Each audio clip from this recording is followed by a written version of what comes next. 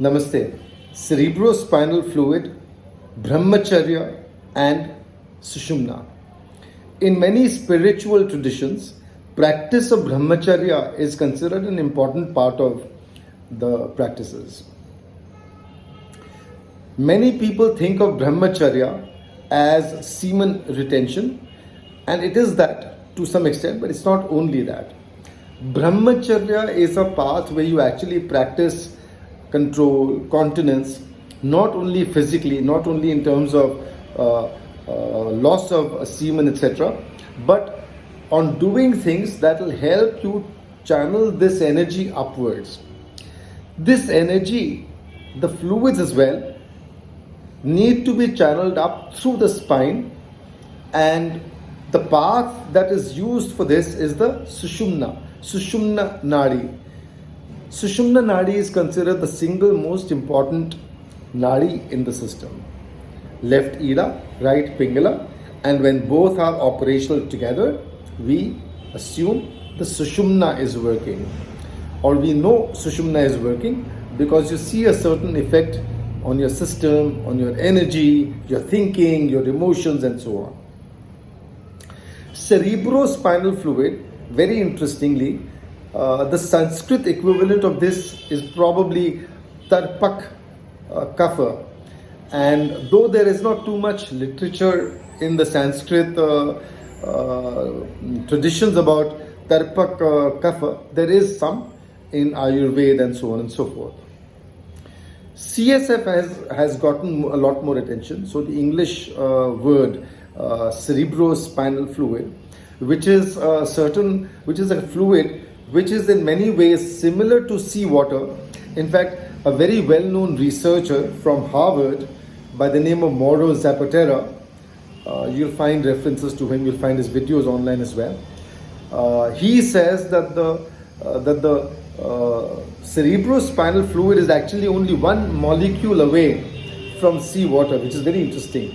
So in many ways, the fluid in the cerebrospinal system, so in the brain, in which it is bathed, and the spinal cord, there is a tiny channel through it which is called the Sushumna. Sometimes the English equivalent is the vagus nerve. So this liquid runs through it and plays a very, very important part in one's brain growth, reactions, the movement of or the transmission of ideas or messages from different parts of the body.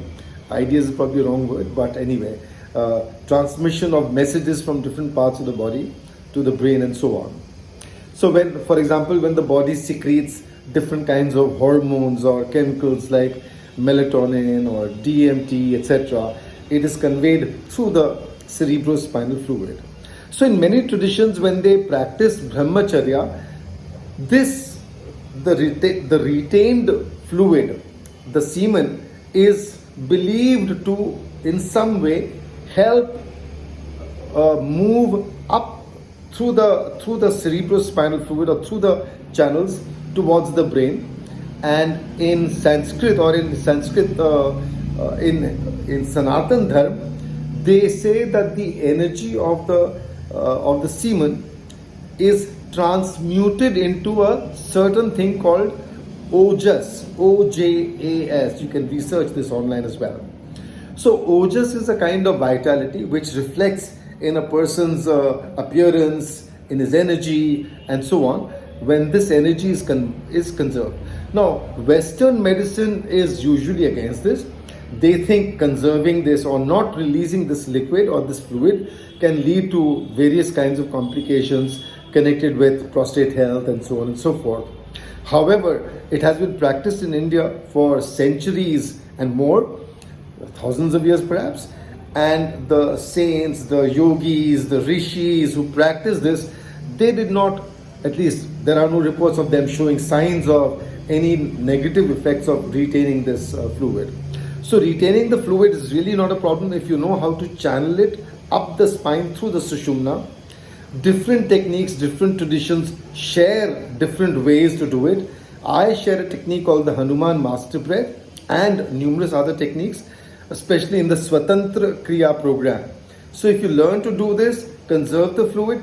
But the main thing is when you conserve, when you do not release this energy through sexual practices, it's not easy for most. So only some who are internally drawn, pulled towards it, they have an inner clarity, or in a sense they have the blessings of a guru, only then are they able to do it without any kind of unnecessary mental or psychological issues. Because people who force themselves to retain their seminal fluid, or who do not ejaculate by force, so to speak, who are working against their own intrinsic nature, sometimes face all kinds of different complications and so on and so forth. Can drive them nuts maybe, which is not a nice way to be. So if this energy, if these fluids are conserved and they help you flower, they help bring clarity to you, they help you become more creative, then you're starting to get the real benefits of semen retention, etc. So Brahmacharya, channeling it through the Sushumna up towards the spine, maybe converting it into what is called the CSF, or at least part of it. Some part of the semen may be in some way converted into some part of the CSF, and so it moves through your system or helps carry the vibrations, for example, in your body. For example, when you do the chanting,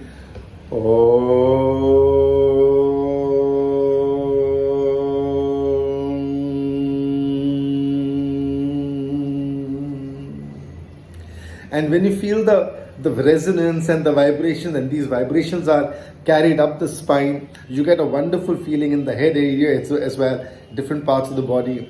You get a sense of pleasantness, similar to ananda, similar to that blissfulness. And this is something that many people would love to experience. So learn these techniques, but listen to yourself. If you feel this inner call that you're ready to conserve your energy, then connect with somebody like me or others and learn how to do it. Channel this energy up the Sushumna and make the most of it. Namaste and all the best.